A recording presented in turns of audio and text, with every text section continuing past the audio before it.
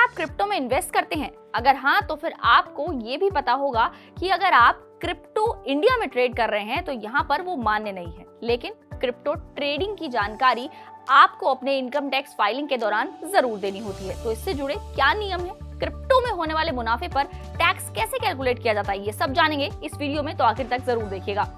India में crypto currency the finance act 2022 में जुड़े हुए नए सेक्शन 115 BBH के तहत आती है, जिसके तहत वर्चुअल डिजिटल एसेट्स ट्रांसफर यानी जिसमें कि इंक्लूडिंग क्रिप्टो करेंसी और NFTs है, इन सब को उसके अंदर टैक्स के स्लैब में लाया गया है। यानी कि क्रिप्टो में भले ही आप भारत में कुछ खरीद नहीं सकते हैं, लेकिन इसे डिजिटल एसेट क्लास के तौर पर मान्यता जरूर मिल गई है। चलिए अब इसका टैक्स कैसे कैलकुलेट होता है ये भी समझा देते हैं। रूल्स के मुताबिक क्रिप्टो इन्वेस्टर्स पर 30% की दर से टैक्स लगता है। वहीं अगर कोई क्रिप्टो में 50,000 रुपए से ज्यादा इन्वेस्ट करता है तो उसे 1% के हिसाब से TDS भी देना होता है। इसके अलावा जो इन्वेस्टर्स हैं वो क्रिप्टो करेंसी की ट्रेडिंग, सेलिंग, प्रॉफिट बुकिंग और स्वैपिंग पर भी उनको टैक्स लगता है।